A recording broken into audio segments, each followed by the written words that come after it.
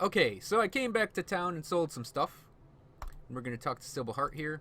So you tell her brother's dead, and she will give you um an amulet that's actually not that bad for this early in the game. Excuse me. It's this is what I mean by infrequent slash unique is you'll get a mess of these. So like Isaac's Spaldron's what we're looking for is considered part of this class of rare that is kind of a little on the unique side. So I was also talking about gear last time. So there's the common gear, there's magic gear, rare gear. Epic gear is sort of along the lines of like a unique, but it's not.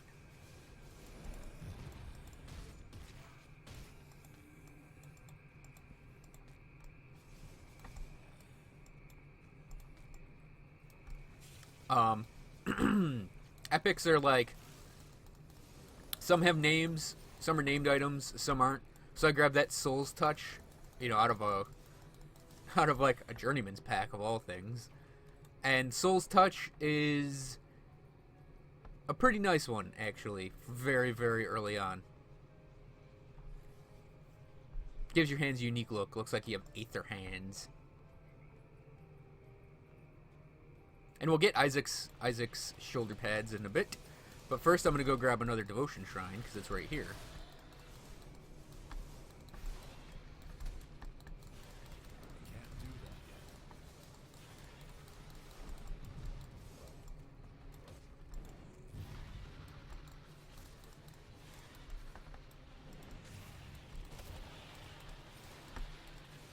Oh yeah, if you use Alexa's Flash Freeze on enemies that are just spawning, it won't actually freeze them. You'll hit them and they'll take the damage, but they'll be moving in like with like the frozen effect on them, but they'll be moving.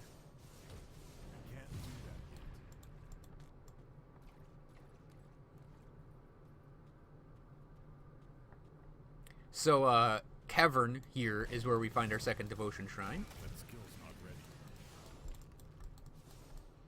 Maybe third, depending on how you're going through the game, because we can actually get to the third one soon too. This one is a you gotta fight the mobs shrine. In this case, we have a bunch of Sloth here.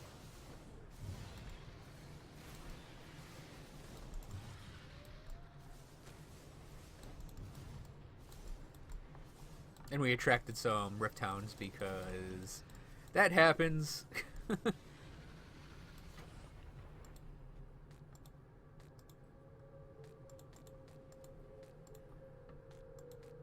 And they happened to give us 2 of the 3 necklaces we needed. So Sloth necklaces, I almost recommend not turning the quest in immediately when you get the 3 necklaces and collecting 9 of them. Because on Elite and Ultimate, I mean, I guess it's not a huge time saver, but you can actually instantly grab up that quest on both of those difficulties with just immediately if you have spares of those. So I am actually going to grab, I think, Scholar's Light first, and maybe the Hawk, and then maybe pick up the Oaklane's Lantern ability soon after that. Because that would be 8. No, I can't get it yet. We'll figure out what I'm going for. We'll just go for the candle.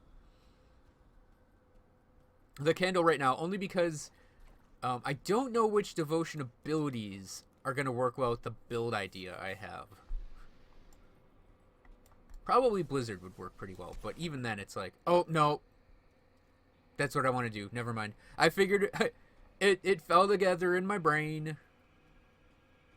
And you know what? I think I should go and pick up the Hawk instead of the candle.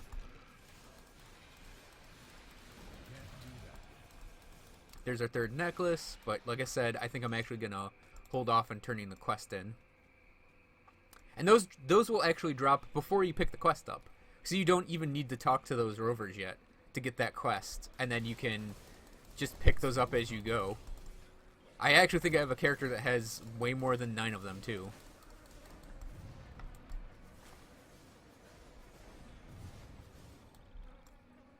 So Isaac's stash is just going to be a regular clickable thing.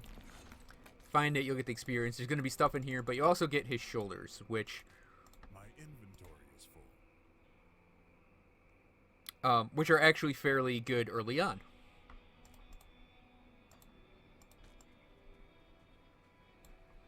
So rather than like trot on back to the portal, we'll just portal back to the portal. So this carnage looks recent. Gotta find a caravan driver. He'll be in one of the cages out here.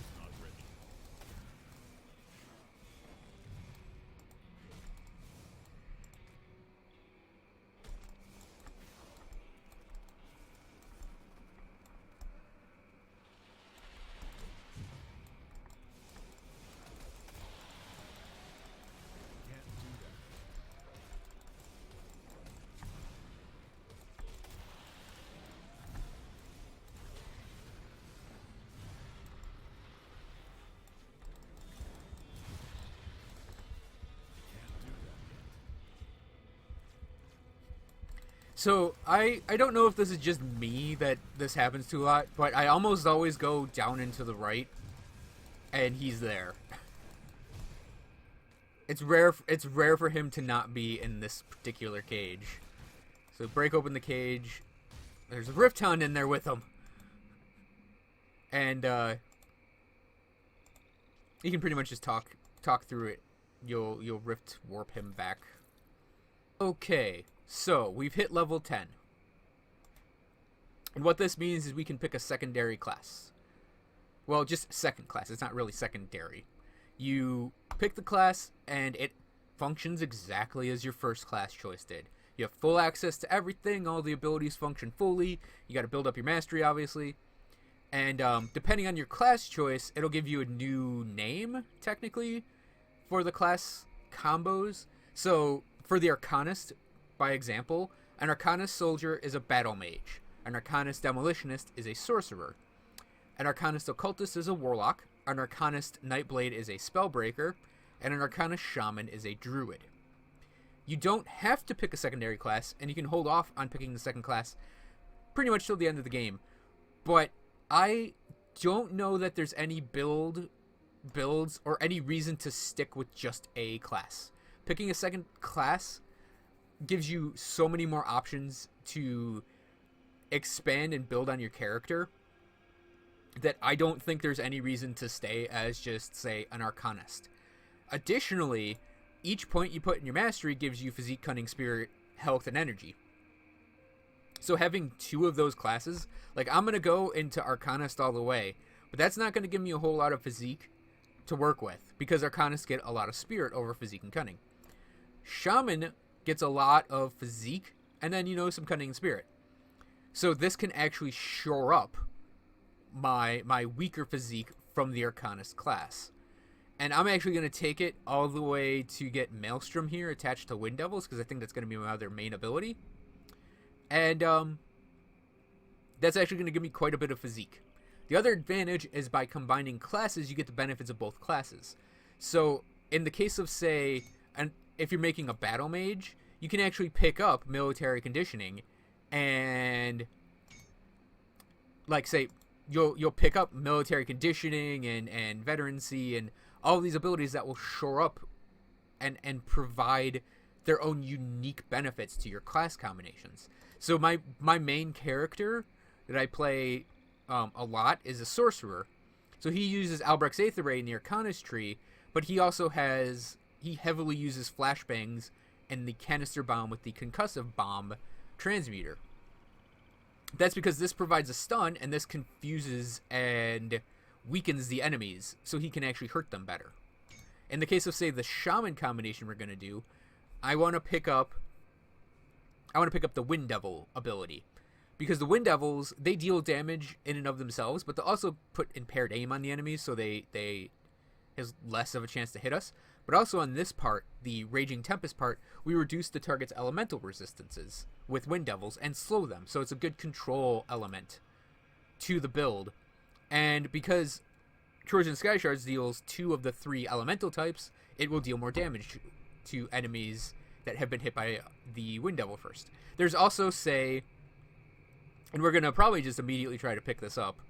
The Pact of Mogdragon ability, which is a passive a toggle passive that provides a really, really nice bonus, especially the Heart of the Wild, which is % health. Boom. So, we're back on Physique. And then we can pick up Mogdragon's Pact, turn it on, and now we'll have bonus health and energy regen.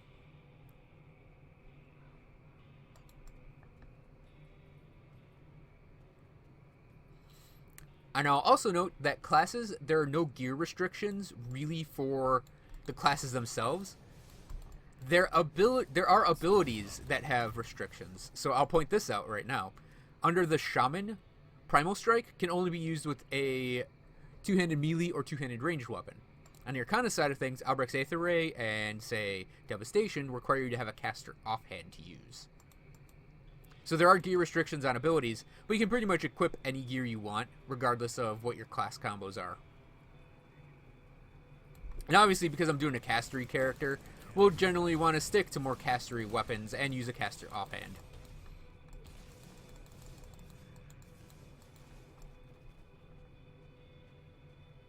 So as we come up here through Foggy Bank into, this is going to be Burwitch Outskirts is up here. You'll find this pile of debris. Now, I could do this right now, but I'm not gonna. There's a building site. And with this building site, you can repair the bridge to Burwitch. Later on, I may do this, but right now I'm not, because I'm actually gonna give Barnabas my scrap. But you can actually repair that bridge to skip past this cave here. Generally speaking, though, this cave is where you want to go, because there is a devotion shrine at the end of it. And it's not a terrible place to get a little bit of XP. However, we are going to go back to town. So that caravan driver we found is Luther Graves, and we come up and talk to him. He'll say thank you and reward us with some experience and reputation. So reputation is almost to friendly. So next time, we're going in this trapdoor to go find Vyloth the Corruptor, and fighting her and killing her. So thanks for watching, everyone. I hope you enjoyed this video, and I'll see you guys then.